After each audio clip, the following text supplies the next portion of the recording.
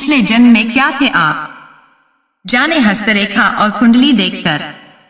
नमस्कार दोस्तों, तो स्वागत है हमारे फिर से YouTube चैनल में। तो दोस्तों, जानकारी के लिए आपको बता दें कि पिछले जन्म में आप क्या थे, हस्तरेखा और कुंडली देखकर अब जान सकते हैं। तो दोस्तों, आप यह वीडियो उसकी बिल्कुल भी मत कीजिएगा, क्योंकि अगर स्किप कीजिएगा तो आप लोगों को कुछ समझ में नहीं आएगा। तो चलिए दोस्तों, अब वीडियो शुरू करते हैं और आपको बताते हैं कि पिछले जन्म में क्या थे आप। लेकिन उससे पहले दोस्तों, अगर आपने अभी तक मेरे चैनल को लाइक, सब्सक्राइब और कमेंट में जय श्री राम नहीं लिखे हैं तो कृपया जल्द से जल्द लिखे, क्योंकि दोस्तों भगवान श्री राम के बिना इस संसार में एक पत्ता भी नहीं मिलता, तो हम मनुष्य का क्या औकात।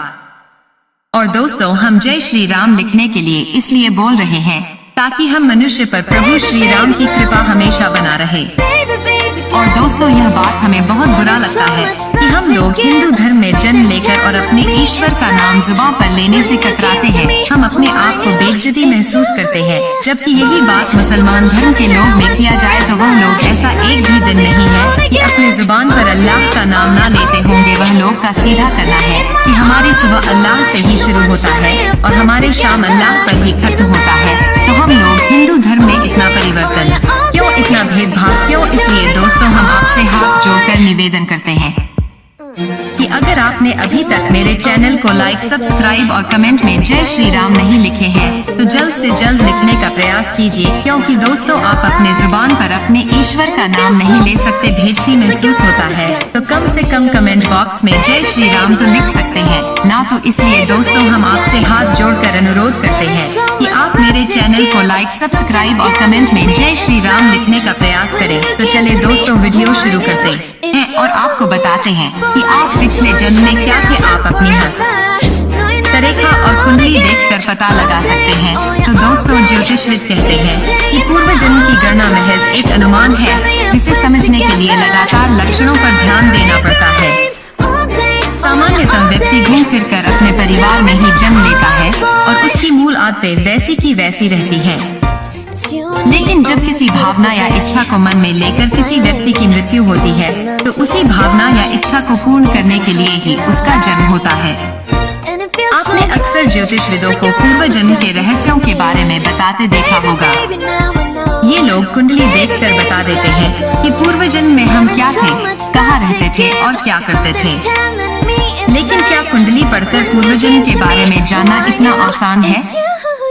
इस विषय पर ज्योतिष आचार्य शैलेंद्र पांडेय कहते हैं कि पूर्व जन्म को जानना इतना आसान नहीं है, लेकिन असंभव भी नहीं है। ज्योतिषविद के मुताबिक पूर्व जन्म का सिद्धांत क्रिया प्रतिक्रिया के नियम पर कार्य करता है। जीवन में इंसान जब कोई कर्म करता है या उस कर्म के लिए प्रयास करता है तो फल भोग न होने पर उसे पुनः जन्म लेना पड़ता है। प्रकृति में किए गए या सोचे गए हर कर्म की प्रतिक्रिया होती है, इसीलिए पुनर्जन्म भी होता है। मृत्यु के बाद जब इंसान की कोई इच्छा दबी रह जाती है तो उसे पूरा करने के लिए निश्चित तौर पर उसका पुनर्जन्म होगा। कुंडली में 5वां और 8वां भाव पूर्व जन्म से संबंध रखता है। राहु और केतु शुद्ध रूप से पूर्व जन्म से संबंध रखते हैं। इनका अध्ययन पूर्व जन्म के रहस्य खोल सकता है। शनि और बृहस्पति पूर्व जन्म के शुभ और अशुभ कर्मों को बताते हैं। आपके जन्म की स्थिति क्या है, इसका निर्धारण चंद्रमा करता है। आपकी कुंडली का प्रधान तत्व यह बताता है कि आप कैसे संस्कारों से नियंत्रित होते हैं।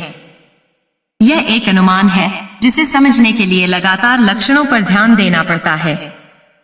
सामान्यतः व्यक्ति घूम फिरकर अपने परिवार में ही जन्म लेता है और उसकी मूल आदतें वैसी की वैसी रहती हैं।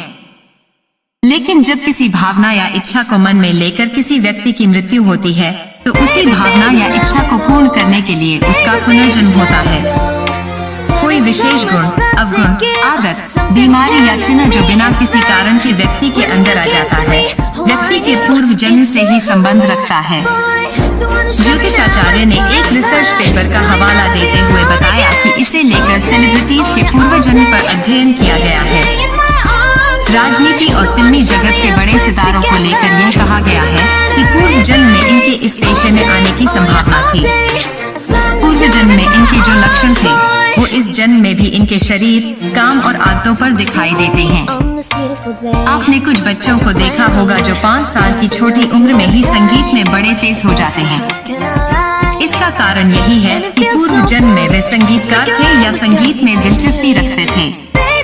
उनकी इच्छाएं मन में ही दबी रह गई थी और अपनी इन्हीं इच्छाओं को पूरा करने के लिए उन्होंने दोबारा जन्म लिया है। ज्योतिषविद के मुताबिक अगर किसी इंसान को उसके पूर्व जन्म के कर्म परेशान करें तो क्या करें, तो भगवान शिव की पूजा बहुत उत्तम होती है। ऐसे में शिव मंत्र का जाप करें, एकादशी और पूर्णिमा का उपवास रखें, श्रीमद् भागवत का अर्थपूर्ण पाठ करें, शनिवार को भूखे व्यक्ति को अन्न का दान करें, अपने कर्मों और विचारों को ईश्वर को समर्पित करें।